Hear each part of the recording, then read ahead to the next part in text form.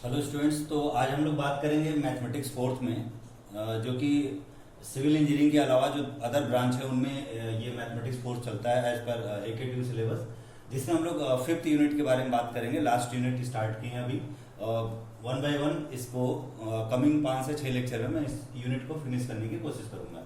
तो जो आज का टॉपिक है for the mathematics fourth in unit fifth, sampling and testing of hypothesis. ये फर्स्ट टॉपिक है आपका।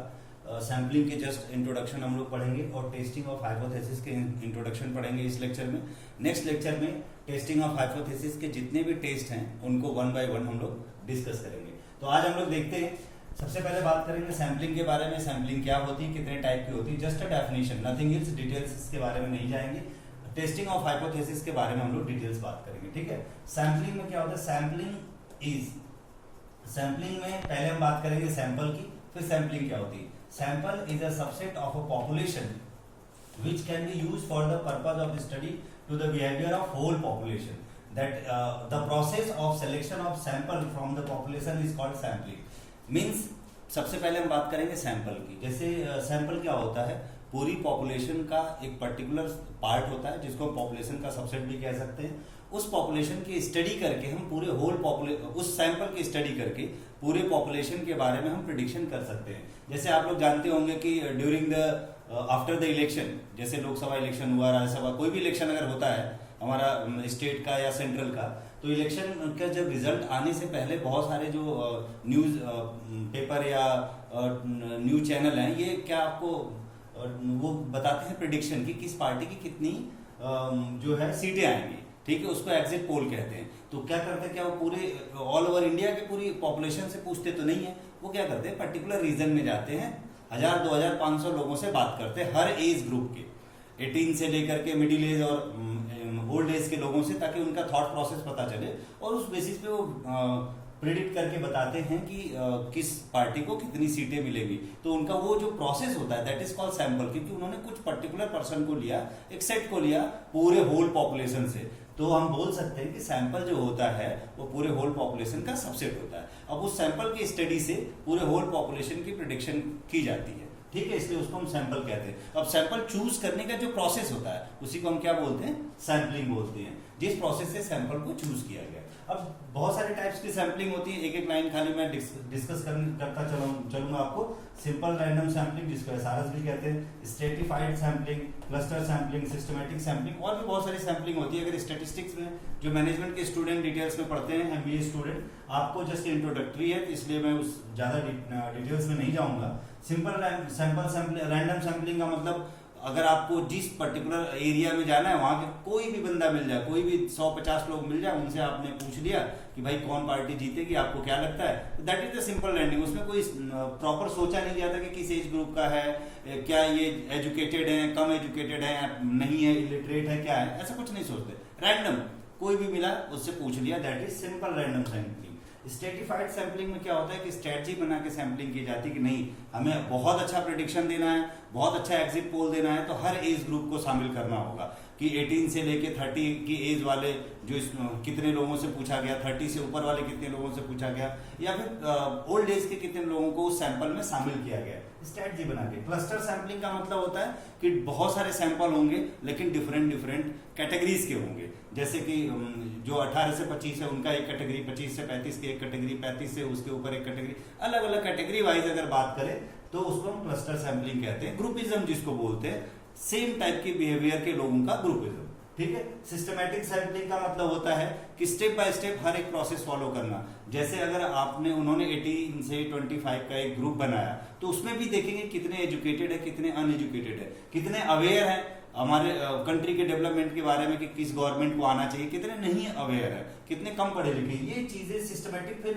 उन जो अलग अलग सैंपल बने होते हैं सब पर वो सिस्टमैटिक स्टडी करते हैं। तो हम इस तरीके की सैंपलिंग को सिस्टमैटिक सैंपलिंग के नाम से जानते हैं। तो ऐसे बहुत सारे आपको मिलेंगे। जस्ट फॉर अभी तक पिछले साल ही ऐड हुआ था एकेटीयू के सिलेबस में, तो इस पे कोई क्वेश्चन अभी तक तो आया नहीं। अगर आएगा तो सिंपल आएगा, व्हाट इज द सैंपलिंग और कितने टाइप की होती है, इससे ज्यादा इस पर कुछ नहीं आ सकता। जो इंपॉर्टेंट पार्ट है इस यूनिट में स्टार्टिंग से, वो टेस्टिंग ऑफ हाइपोथेसिस है। हाइपोथेसिस बहुत ध्यान से पढ़िएगा, इसके बहुत सारे प्रोसेस है जो आगे हम बात करेंगे, बहुत इंपॉर्टेंट है। और as a researcher, as a higher degree में अगर आप जाते हो ग्रेजुएशन के बाद, तो भी टेस्टिंग ऑफ हाइपोथेसिस की बहुत जरूरत पड़ेगी। ठीक है, तो चलिए देखते हैं हम लोग अब टेस्टिंग ऑफ हाइपोथेसिस क्या होता है। सबसे पहले बात करते हैं null hypothesis, alternative hypothesis. Hypothesis का मतलब क्या होता है? कोई हमारी धारणा, हमारा कोई कॉन्सेप्ट किसी भी चीज के बारे में इन जनरल जो परसेप्शन होता है उसी को हम हाइपोथेसिस कहते हैं। अब हमारा जो परसेप्शन है वो ट्रू है और फॉल्स है, अब वो बात की बात है, वो टेस्ट करने पर पता चलेगा। अब जैसे मान लें कि इस समय जो हमारे देश के हालात चल रहे हैं या वर्ल्ड के मैक्सिमम कंट्री में हालात खराब चल रहे हैं, सब लोग लॉकडाउन है ड्यू टू कोरोना वायरस, सब लोग अपने अपने घरों में हैं। अगर इसमें स्टेप बताया गया क्योंकि इसकी अभी वैक्सीन नहीं बनी है, तो हमारे पास क्या है, इसको फैलने न देना ही एक बचाव है। यानी हम घरों में रहें, अगर बाहर जाते हैं तो बहुत जरूरी काम के लिए जाएं और सोशल डिस्टेंसिंग फॉलो करें। ये चीज अगर हम फॉलो नहीं करते हैं तो क्या जो हमारा इन्फेक्शन है वो घटेगा? नहीं, और बढ़ेगा। तो हमने क्या, हमारा परसेप्शन क्या है, हमारी हाइपोथेसिस क्या हुई कि हमें अपने आप को कंट्रोल रखना है, घरों में बंद रखना है, बिना जरूरत का बाहर नहीं जाना, ये हमारी हाइपोथेसिस है। अब जो हमने माना, जो हमने सोचा, वो नल हाइपोथेसिस होती है। हमने क्या सोचा कि हम बाहर नहीं जाएंगे, हम घर में रहेंगे और सोशल डिस्टेंसिंग फॉलो करेंगे तो हम कोरोना वायरस को बढ़ने से रोक सकते हैं, that is the null hypothesis. लेकिन कोई दूसरा बंदा आता है, बोलता है नहीं नहीं ये गलत बात है, हम अपना काम करते रहेंगे, वायरस का क्या होना होगा, नहीं होता नहीं होगा। यानी नल हाइपोथेसिस जो हमने सोचा उसका अपोजिट, वो जस्ट उल्टा, that is alternative hypothesis. Null hypothesis, alternative hypothesis. Null hypothesis को H0 से डिनोट करते हैं, अल्टरनेटिव हाइपोथेसिस को H1 से डिनोट करते हैं। एक बार और आपको एक्सप्लेन कर देते हैं। मान लीजिए मैंने कहा स्टूडेंट आप बहुत अच्छे से पढ़ाई करो, अदरवाइज एग्जाम में अच्छे नंबर नहीं आएंगे, दिस इज नल हाइपोथेसिस। लेकिन आप क्या करते हो, मेरी बात नहीं मानते हो और पढ़ाई नहीं करते हो, बोलते हो मेरे नंबर तो फिर भी आ जाएंगे, हम देख लेंगे। तो आप पढ़ाई नहीं की, मैंने कहा पढ़ाई करो, डेली प्रैक्टिस करो, और आप पढ़ाई नहीं करते हो, डेली प्रैक्टिस नहीं करते हो, that is null alternative hypothesis. मैंने बोला प्रैक्टिस करो, दैट इज नल, और आपने प्रैक्टिस नहीं किया तो उसका उल्टा काम किया। नल का जो भी उल्टा काम करेंगे दैट इज अल्टरनेटिव हाइपोथेसिस। तो मैथमेटिक्स में टेस्टिंग ऑफ हाइपोथेसिस में दो हाइपोथेसिस होती है, नल और अल्टरनेटिव। तो देखिए the hypothesis which is supposed to be true, जो हाइपोथेसिस हम मान रहे हैं वो सही है, that is accepted is called null hypothesis. उसको हम क्या बोलते हैं, नल हाइपोथेसिस। यानी the hypothesis which is generally we suppose is called null hypothesis and denoted by H0, जिसको हम जनरली मानते हैं। जो हमारा कॉन्सेप्ट है कि नहीं हम लॉकडाउन को फॉलो करें, सोशल डिस्टेंसिंग फॉलो करें तो कोरोना नहीं बढ़ेगा, ये हमारा जनरल परसेप्शन है, दैट इज नल हाइपोथेसिस। लेकिन कुछ लोग कहेंगे नहीं नहीं ऐसा कुछ नहीं है, हमें सोशल डिस्टेंसिंग कुछ नहीं होती है, हमें बाहर जाना चाहिए, घूमना चाहिए, लॉकडाउन सही नहीं है, वो दैट इज अल्टरनेटिव हाइपोथेसिस। जो सही है उसका अपोजिट अल्टरनेटिव होता है, ध्यान रखिएगा। अल्टरनेटिव में क्या हुआ, the alternative of null hypothesis is called alternative hypothesis denoted by H1। अब इसको समझने के लिए मैंने एक एग्जांपल के बेसिस पे बात करा है, जरा हम लोग देखते हैं। लेट अल्फा की जगह ए डिनोट कर देता हूं मैं, क्योंकि अल्फा अलग सिंबल के लिए यूज होगा तो आपको कंफ्यूजन होगा। Let A be the average marks of ST1 in maths. मान लीजिए आपने सेशनल 1 परफॉर्म किया जिसमें कि मैथ्स के एवरेज मार्क्स जो हैं पूरे बच्चों के वो ए है, ठीक है। अब नल हाइपोथेसिस क्या होगी, नल हाइपोथेसिस H0 होगा कि mu is equal to A, mu मतलब एवरेज, मीन मार्क्स कितने ए के बराबर है, ये नल हाइपोथेसिस है। अल्टरनेटिव क्या होगा, अल्टरनेटिव कितनी पॉसिबिलिटीज है जरा देखते हैं। अब आपका आएगा अल्टरनेटिव हाइपोथेसिस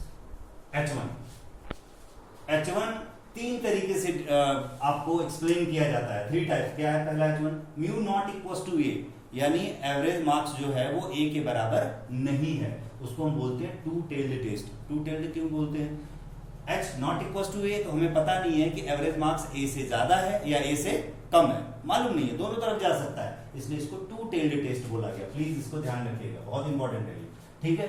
दूसरा नल हाइपोथेसिस हम क्या मान सकते हैं कि जो एवरेज मार्क्स है, क्लास का एवरेज मार्क्स म्यू जो है वो ए से बड़ा है, जितना एवरेज मार्क्स ए से बड़ा आ रहा है, क्लास का एवरेज मार्क्स ज्यादा होना चाहिए, ज्यादा हो रहा है, तो इसको हम बोलेंगे सिंगल टेस्ट। और साथ ही साथ म्यू एवरेज जो ए माना था उससे ज्यादा आ रहा है, इसलिए इसको क्या बोलेंगे, राइट हैंड टेस्ट बोलेंगे।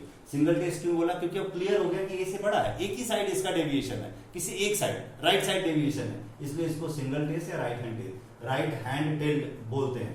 H1 क्या होगा, म्यू लेस देन ए, एवरेज मार्क्स कम है, ए से कम है, तो सिंगल टेस्ट ऑब्वियस, क्योंकि एक साइड ही दिखा रहा है, नेगेटिव साइड दिखा रहा है, और इसको हम लेफ्ट हैंड टेस्ट के नाम से जानते हैं। तो ध्यान रखिएगा, एवरेज मार्क्स से ज्यादा right hand tail, average mark से कम लेफ्ट हैंड टेल, और नॉट इक्वल टू, तो दोनों पॉसिबिलिटीज हो सकती है, उसको टू टेल कहते हैं। ध्यान रखिएगा ये तीन तरीके की अल्टरनेटिव हाइपोथेसिस बनेंगी। पहली हाइपोथेसिस क्या थी कि क्लास का एवरेज मार्क्स ए के बराबर हो, उसको नल हाइपोथेसिस का। अल्टरनेटिव हाइपोथेसिस आपकी कितनी बनी? 3, या तो नॉट इक्वल, या तो ग्रेटर देन, या तो लेस देन। ये तीनों बातें आप ध्यान रखिएगा, ठीक है। नेक्स्ट पॉइंट आता है student level of significance. What is the level of significance? बहुत इंपॉर्टेंट फैक्टर है। जब आप टेस्टिंग ऑफ हाइपोथेसिस में डिफरेंट टेस्ट लगा करके किसी भी हाइपोथेसिस को टेस्ट करेंगे फॉर द गिवन डेटा, तो आपको लेवल ऑफ सिग्निफिकेंस की जरूरत पड़ेगी, ठीक है। अब अगर अभी जो आपका 4th यूनिट है उसमें नॉर्मल डिस्ट्रीब्यूशन आता है। जिस तरीके से अगर आप पढ़े होंगे तो आपने देखा होगा बायनोमियल पॉइजन के बाद नॉर्मल डिस्ट्रीब्यूशन आता है, उसका जो कर्व होता है ये बेल शेप्ड होता है, उसी का कर्व बनाया गया है ये। अब किसी भी डेटा को अगर हमें प्रॉपर स्टडी करनी है, उस डेटा के बारे में प्रॉपर सुटेबल इंफॉर्मेशन उस डेटा से कलेक्ट करनी है, तो उस डेटा को हमेशा हम नॉर्मल कर्व में ही प्लॉट करते हैं। ध्यान रखिएगा, ठीक है। अब इसके जब नॉर्मल डिस्ट्रीब्यूशन कभी हम पढ़ेंगे तो उस पर डिटेल्स बात करेंगे। अभी फिलहाल में उसका सिर्फ यही समझना है कि कर्व को हमने ऐसे ड्रॉ कर दिया। याद रखिएगा इस कर्व की टोटल एरिया प्रोबेबिलिटी 1 से डिनोट की, क्योंकि टोटल प्रोबेबिलिटी 1 होती है तो प्रोबेबिलिटी 1 से डिनोट किया जाता है। ध्यान रखिएगा। अब एक सर्टेन रेंज होता है कि अगर एवरेज यहाँ पे म्यू अल्फा न लेकर के हम म्यू ए ले लेते, कोई दिक्कत नहीं है। तो अगर मान लीजिए म्यू डिनोट किया अल्फा से, तो अल्फा ही रहने देते हैं, म्यू अल्फा, यहाँ पर भी म्यू अल्फा रहने देते हैं, म्यू अल्फा, यहाँ पर भी हम म्यू अल्फा रहने देते हैं। जरा समझते हैं इसको हम ध्यान से, ठीक है। जैसे मान लीजिए कि कोई आप कॉम्पिटिटिव एग्जाम देते हैं, उसका कट ऑफ मान लीजिए 80% रखा गया फॉर एग्जाम्पल, और वो फिर बाद में उनको लगता है कि नहीं 80% तो कम बच्चे पाए, उनको ज्यादा बच्चे चाहिए। अगर आप रिक्रूटमेंट प्रोसेस के लिए जाते हैं तो उन्होंने क्या किया, 5 नंबर और कम कर दिया, चलो 75 तक के बच्चों को हम कंसीडर कर लेंगे। तो mu alpha is 75 sorry alpha is 80। अब क्या म्यू से 80 माइनस कर दो तो 75 आ जाए। मतलब इससे कम वाले भी कंसीडर होगा और इससे ऊपर वाले तो होंगे ही होंगे। ध्यान रखिएगा भाई, अगर किसी मार्क्स को क्वालिफाई करने का 75% मार्क्स है या 80% मार्क्स है, तो 80 से ऊपर पाने वाले तो सारे क्वालिफाई हो गए ना। अब उन्होंने कहा नहीं 5% की छूट दे दो, मतलब 5 नंबर कम पाने वाले, 5 मार्क्स कम पाने वालों को भी हम कंसीडर कर लेंगे क्योंकि कम कैंडिडेट उनको क्वालिफाइड मिले। तो उन्होंने क्या किया कि कम कर दिया, तो म्यू एवरेज में से 5 नंबर और कम कर दिया। यहाँ पे एवरेज से 5 मार्क्स और कम। मान लीजिए एक एग्जाम्पल ले रहा हूं मैं, तो mu minus alpha, mu plus alpha. तो जो हमारा एक्सेप्टेंस रीजन होता है वो मीन से प्लस वैल्यू उतनी ही आगे तक होता है, उतनी ही पीछे तक हो। अब अल्फा की वैल्यू आपके ऊपर है, जितना लेना चाहें। तो मैक्सिमम पॉपुलेशन हमारे इस रेंज में आएगी, मैक्सिमम डेटा इस रेंज में आ जाएंगे, उसको हम बोलते हैं एक्सेप्टेंस रीजन। लेकिन जो एकदम ही लोअर आए, म्यू माइनस अल्फा से भी नीचे आए या म्यू प्लस अल्फा से ऊपर आए, उन दोनों रीजन को हम क्रिटिकल रीजन बोलते हैं। ध्यान रखिएगा क्या बोलते हैं, क्रिटिकल रीजन। अब क्रिटिकल रीजन एक बहुत लोअर वाला भी होगा, एक बहुत अपर वाला भी होगा। इसको हम बोलते हैं अपर बाउंड, इसको हम बोलते हैं लोअर बाउंड, जो हमारे स्टडी से बियॉन्ड है। इनको हम ऑलरेडी कंसीडर करेंगे ही करेंगे बिकॉज वो पॉजिटिव साइड है, ज्यादा नंबर है, लेकिन इनको बिल्कुल कंसीडर नहीं करेंगे। तो 2 क्रिटिकल रीजन होता है, एक पॉजिटिव साइड और एक नेगेटिव साइड। एक सर्टेन इंटरवल जो एक्सेप्टेंस रीजन के बाहर के दोनों रीजन होते हैं, ऊपर वाले भी, पॉजिटिव साइड वाले भी और नेगेटिव साइड वाले भी, उनको हम क्रिटिकल रीजन बोलते हैं। ध्यान रखिएगा। The probability of critical region means mu minus alpha से कम और म्यू प्लस अल्फा से ज्यादा। The probability of critical region, ये वाला रीजन और ये वाला region, is known as level of significance and denoted by alpha. उसको हम क्या बोलते हैं, लेवल ऑफ सिग्निफिकेंस बोलते हैं, और उसको हम लोग अल्फा से डिनोट करते हैं कि वो हमारे लेवल का सिग्निफिकेंस। लेवल ऑफ सिग्निफिकेंस का मतलब इस रेंज तक तो हम एक्सेप्टेंस है, वो बाउंड्री है, उसके बाहर जाएंगे तो क्रिटिकल रीजन हो जाएगा। ठीक है, इसलिए इसके ये वाला इसकी प्रोबेबिलिटी म्यू माइनस अल्फा के बाद की और म्यू प्लस अल्फा के ऊपर की जो प्रोबेबिलिटी होगी that is called critical reason, और क्रिटिकल रीजन की प्रोबेबिलिटी को हम अल्फा से डिनोट करते हैं। ठीक, ध्यान रखिएगा। अब टाइप्स ऑफ एरर पे आते हैं। Types of error basically 2 type के होते हैं जब हम टेस्टिंग ऑफ हाइपोथेसिस की बात करते हैं, तो टाइप 1 एंड टाइप 2। ध्यान रखिएगा। टाइप 1 किसको बोलते हैं, बहुत इंपॉर्टेंट है ये दोनों, अक्सर टेस्टिंग ऑफ हाइपोथेसिस में यूज किया जाएगा। टाइप 1 एरर क्या होता है, the probability of rejection of null hypothesis, H0, null hypothesis always denoted by H0, please keep in your mind. The probability of rejection of null hypothesis when it is true is called type 1 error. ध्यान रखिएगा, मतलब कोई hypothesis सही है फिर भी उसको reject कर रहे हैं, तो हम क्या बोलेंगे कि वहां पे किस टाइप का एरर है, टाइप 1। फॉर एग्जाम्पल मैंने कहा कि बेटा आप हार्ड वर्क नहीं करोगे तो एग्जाम में अच्छे मार्क्स नहीं लाओगे, ये नल हाइपोथेसिस है। ये सही है, बात सही है, लेकिन आप पढ़ते नहीं और उम्मीद करते हो कि अच्छे मार्क्स आए, तो वो रिजेक्शन हुआ कि नहीं हुआ? सही बात का रिजेक्शन हुआ ना। कोई बोल रहा है नहीं नहीं ये काम करो सही है, लेकिन दूसरे लोग बोलना है बेकार काम है। करेक्ट, सही चीज को भी रिजेक्ट कर देना क्या हमारा हो जाएगा टाइप 1 एरर। ध्यान रखिएगा। मान लीजिए आप कुछ खरीदने जा रहे हैं और आपने खाली क्या देखा कि उसकी बाहरी बनावट देखा है बहुत अच्छी चीज है, ठीक है, आपने गलत चीज को चूज कर लिया, वो बात नहीं, अच्छी चीज को भी रिजेक्ट कर दिया, नहीं यार ये खराब सी दिख रही जबकि है अच्छी। सही चीज को रिजेक्ट करना टाइप 1 एरर में आता है। ध्यान रखिएगा, बहुत इंपॉर्टेंट चीज है। इसको मैंने ये रेक्टेंगुलर सर्कल में, इधर रेड वाले सर्कल में, ये रेक्टेंगल में कवर किया, जरा इसको ध्यान से देखिए। Probability of rejection of H0, null hypothesis को रिजेक्ट करने की प्रोबेबिलिटी कब? जबकि ये सही है। फॉर एग्जांपल अगर एकदम थोड़ा सा हम उस वे में बात करें कि सबको पता है कि हमें एक न एक दिन मरना है, लेकिन फिर भी हम लोग कि हम लाइफ में ये करेंगे वो करेंगे, ऐसा हम सोचते हैं। सत्य कुछ और है। नल हाइपोथेसिस ये है कि एक दिन हमें जाना है इस दुनिया से, लेकिन उसको हम गलत मान के बहुत सारे जिंदगी में सपने कि ये करेंगे वो करेंगे, दुनिया भर की चीजें आप ये मान सकते हो। रिजेक्शन करते हैं when it is true, null hypothesis सही है फिर भी उसको रिजेक्ट करते हैं। उसकी प्रोबेबिलिटी, उसको मैसेज लिखते हैं, probability of rejection of H0 when H0 true. नीचे लिखने का मतलब वो ट्रू है, फिर भी इसको रिजेक्ट कर दिया, तो इसको हम डिनोट करते हैं टाइप 1 से, और इसको जनरली हम क्या लिखते हैं? अल्फा से डिनोट करते हैं। यहाँ पर अल्फा लेवल ऑफ सिग्निफिकेंस था, यहाँ पर अल्फा जो है probability of rejection of type 1 error होगा। ध्यान रखिएगा, ठीक है। अब आते हैं टाइप 2 एरर में। Probability of acceptance of null hypothesis when it is false, मतलब गलत है फिर भी उसको एक्सेप्ट करना, ठीक है। कोई भी चीज गलत है फिर भी मानना कि हाँ चलो तुमने सही बोला, बट वो गलत है। नल हाइपोथेसिस गलत है, रॉन्ग है, फिर भी उसको एक्सेप्ट करना, that is called type 2 error. Probability of acceptance of H0 when it is false. अब इसको ऐसे लिखेंगे, एक्सेप्टेंस ऑफ H0, लेकिन H0 सही नहीं है, फॉल्स है, तो क्या सही होगा? अल्टरनेटिव H1 सही होगा, क्योंकि H0 का अल्टरनेटिव क्या होता है? H1 होता है। यहाँ पे देखिए H0 दिया था क्योंकि H0 ट्रू था, यहाँ पे H0 क्या है? फॉल्स है। H0 फॉल्स है तो ट्रू क्या होगा? हमेशा डिवाइड में, गिवन में ट्रू वाला पार्ट रहेगा, ध्यान रखिएगा। तो यहाँ पे ट्रू हुआ आपका H1, इसलिए H1 लिखा गया, और इसको हम बीटा से डिनोट करते हैं। और स्टूडेंट लास्ट रिमार्क ध्यान रखिए, 1 minus beta is called power of test.